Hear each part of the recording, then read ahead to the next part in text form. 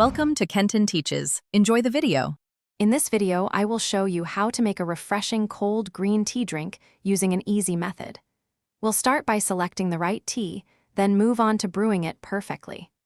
The key is to extract all the wonderful flavors and beneficial antioxidants from the tea leaves.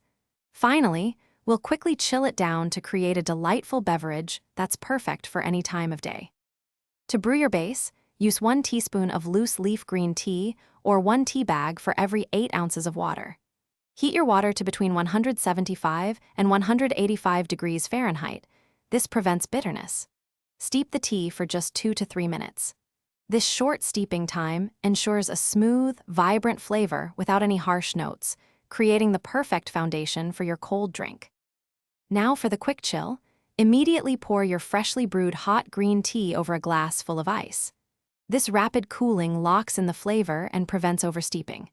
If you prefer a sweeter drink, add your chosen sweetener, like honey or agave nectar, while the tea is still warm.